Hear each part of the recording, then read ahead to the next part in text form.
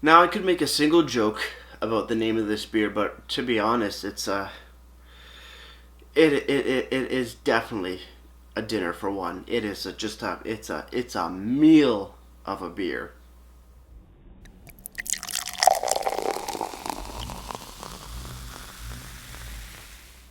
Beer, beer, beer, ba beer, ba beer, beer, beer. Hello, everybody. Welcome back to me, Make Brewski, for the Brewski review. And today, the beer I have for you guys. This is from Town Brewery out in Whitby, Ontario.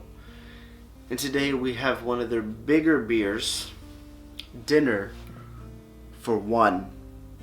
An Imperial Stout with chocolate, almonds, vanilla, and lemon. Very diverse, very interesting mix once you throw that lemon in there. Because chocolate, almonds, and vanilla, very pastry, desserty styles of flavors. Lemon, yeah, it can be. Think of lemon meringue pie, something like that, or lemon sherbet, or sorbet if you're fancy. But this is chocolate, almonds, vanilla, and lemon in a stout, an imperial stout nonetheless. And when I say that this beer is a meal in itself, it definitely lives up to its name. I haven't had a full one of these. I've had a sip or two. And when did I have a sip or two? I had it actually when me and Chris went out to Oshawa for a little day adventure, and you can go check out that vlog right about here or here. I don't remember which one it pops up on the little card, so go watch that as well. But sorry, getting back to topic, I haven't had a full beer like this. 9.5% ABV. No idea the IBU is not listed on the can, not listed on the website. Untapped is also showing no IBU, so I'm not too sure. But we're going to crack this bad boy open. We're going to see what's going on. Lemon, chocolate, almond, vanilla. Little nervous. I remember this was a meal when I had it. But then again, taste, not just taste. I don't know why I was going with taste. But then again, I'm in a different state at the moment. Not state as in place, because Canada has provinces, but just different time and place. So let's pour it up. Let's see what we got. Rouge River Fat Style Tulip Glass, 9.5%. From what I remember, it is a thicker beer, so we're going to pour only that much in there. Now, a little bit less because of the massive alcohol, or not, it's not that massive, but higher alcohol and thicker body from what I remember. But this is going to be brand new, more or less, to myself. Looking at the beer, pretty damn dark. Pretty damn dark. Not as dark as, say, that Black Coal Stout from Railway City Brewing Company, but still a fairly dark colored stout. Not too much head on that particular pour, but that's okay. It's still it's a deeper head, deeper brown, light, medium brown kind of head. Pretty nice. Let's have a smell.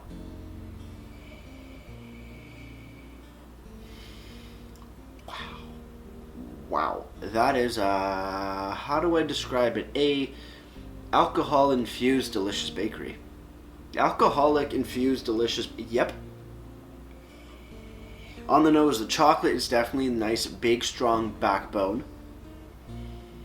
You do get some of that vanilla sweetness, but you do get the nutty almonds. And as a kicker, you get a little bit of lemon zing. And to boot, ooh, you know that you got those higher alcohols, those hotter alcohols, 9.5%. Nothing, I mean, it's higher, it's not outrageously crazy, but still, you get that heat coming off. But the lemons, it's weird, it's light, it's rich, but mellow chocolate and vanilla. You get a bit of nuttiness, and you get that zing of a lemon, and then you get that boom of the alcohol. The alcohol isn't drying of the nose per se, but you do notice it. But that lemon and that alcohol seems to dance off each other on the nose, and the nuts, the almonds, definitely add a little bit more depth, and then it's just a beautiful base of chocolate and vanilla. Holy hell. Quite nice. Anything different on the agitation is the question here. Will it change? Definitely just opens up the lemons and a bit of the chocolate. Let's just have a sip.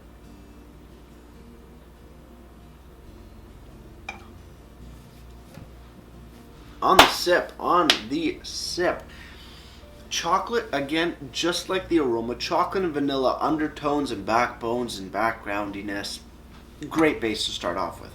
Then you do get a bit more, not pungent, but more alive, nutty almond characteristic. And then you get a nice little bit of lemon zest. It's not lemon juice intensity, it's a nice thick layer of lemon zest on top.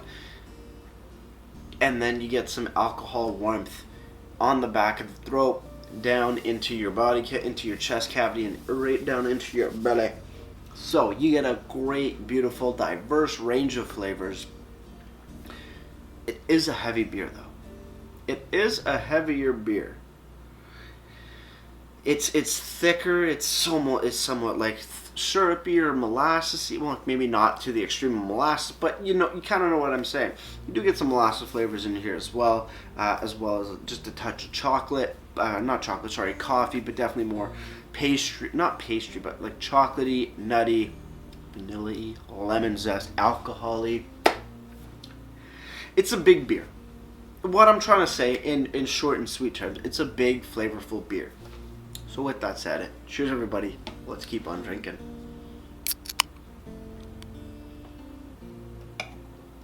The lemons pop. Wow, those lemons pop. Those lemons pop quite nicely. That nuttiness adds a little bit, well, one, nuttiness, but also a little, like a touch of earthiness to the beer as well, which balance and play well with the chocolate, and the vanilla just adds that extra, just a slight bit of sweetness. Not overbearing at all, just the right amount so that the beer isn't too bitter or too alcoholic. So it's a I don't even know what to say.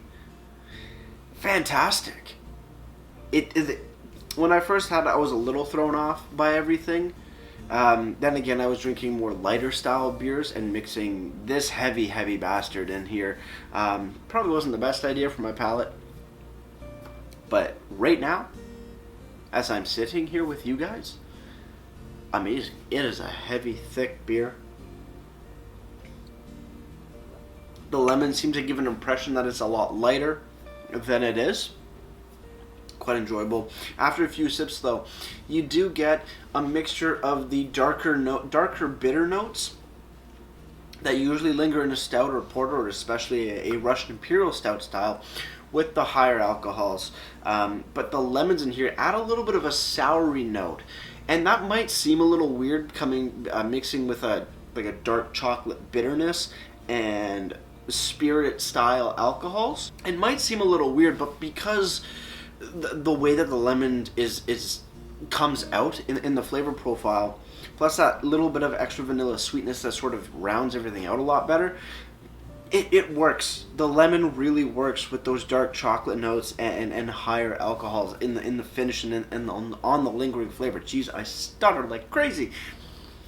Pretty damn good overall. But yeah, heavy beer for sure. Moving over to the can. Town Brewery Dinner for One Imperial Stout with chocolate, almonds, vanilla, and lemon. 9.5% alcohol by volume. No description, no IBUs on the bottom. There is a packaged on date though, packaged on February 15th, 2020. So, still just a touch over a month old, but being at 9.5% and being a Russian Imperial Stout, you can definitely keep it for a decent amount of time. They don't say how long, but generally you can keep it for a good solid, I want to say 6 months, just to cover my ass. Don't quote me, don't come after me if I say, hey, keep this beer for this X amount of time and it doesn't work out. To the best of my knowledge. But yeah, at least 6 months. Moving over to the website, townbrewery.ca, you go to the beer section, you scroll down a little bit, and you do find Dinner for One. One thing I gotta note though, they do have the same logo on the website, and it does show 9.5% on that logo. But when you click up to the beer details, it shows 9% ABV on the details. So either the newer batches have come out at 9%, or it used to come out at 9% and is now at 9.5, or it just changes a little bit batch to batch. Don't quote me, I don't know, but just something to note as well. But on the website, you get the ABV, you get the size of the can, you get the name of it, and you get a little bit of a description. And the description reads, Parozzo cake inspired imperial stout from the Abruzzo region of Italy. So I have no idea what a Parozzo cake. Let's say Parozzo cake. A chocolate-covered almond cake from Abruzzo. And I'm sorry if I'm mispronouncing stuff. I am not 100% sure what's different languages, so please bear with me. Parozzo is a traditional Christmas cake from the Abruzzo region of Italy. The classic dome-shaped almond cake is flavored with citrus zest and topped with a rich chocolate glaze. So it seems to be inspired by an Italian Christmas cake. That cake does sound pretty damn good. And if this beer is fairly close in representing what that cake tastes like, count me in, please cut me a slice, because I would love to enjoy both this beer and that cake all at once.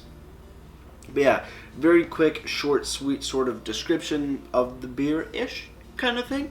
But yeah, good looking website.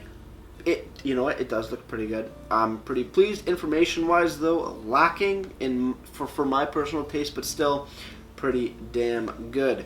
For price, though, I'm going to bring up the shop menu, and we're going to check back on that in just a second, because we got to go to our favorite beer rating website, Untappd.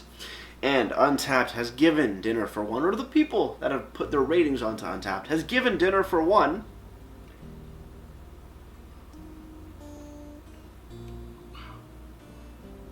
that's damn good.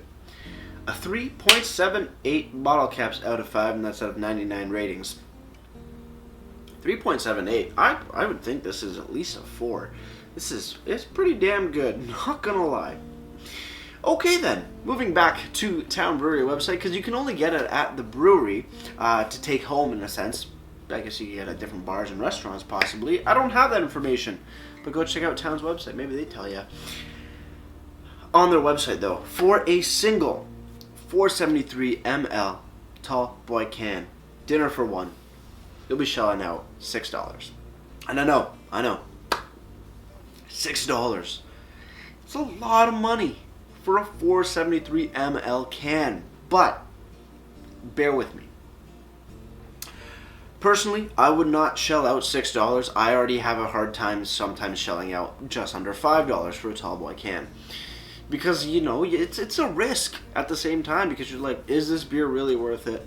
You know, and is it just too much? Not because the brewery's fault, but just because of taxes and stuff and things that governments do for alcohol. But yeah, $6, quite a pretty penny for a tall can. But in this case, totally worth it. Obviously, you wouldn't want to buy a whole case of this stuff, because one, that's a lot of beer to drink. Especially for a beer of this stature. But for a single can, for a one-off, you just want to try it. It's $6. I know it's a little pricey, but it is totally worth it. It's a meal right in a glass. It's delicate, beautiful, complex flavors that just, they work so well together. It is mind-boggling. A little mind-boggling, but damn good. With that said, cheers on the final sip. Let's get right to ratings and wrap this thing up.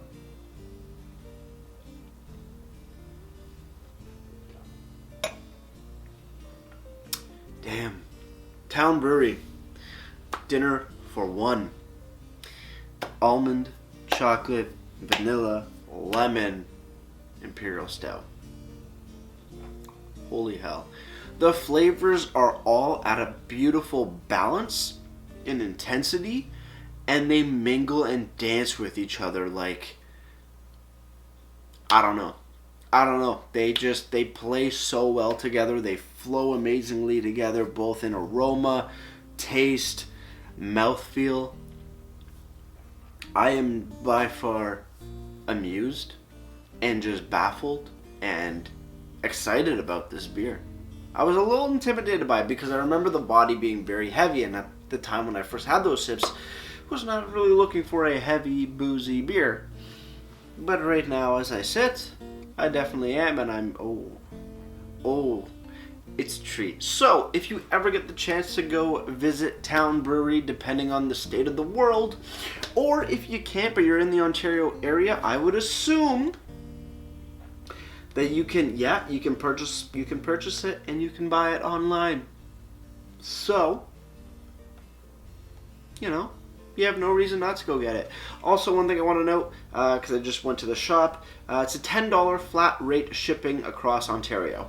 So, $16 if you're getting one single can. So make it worth your while and grab a good amount.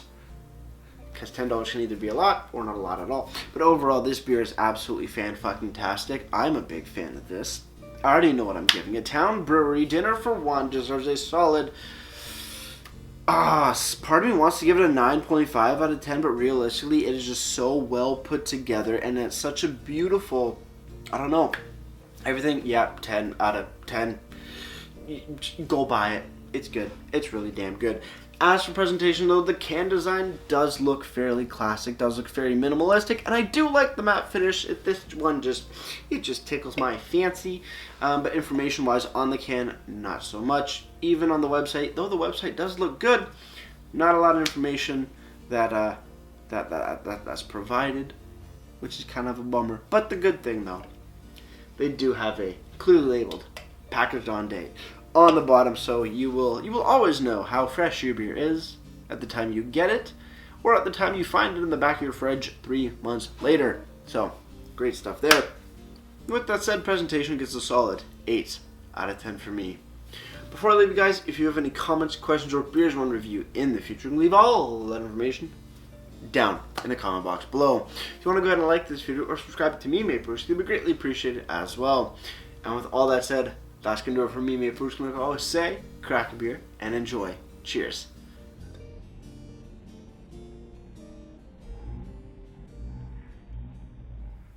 A dinner for one is really, really fun, 'cause you can stuff your face and do whatever you want, 'cause no one's ever gonna judge ya.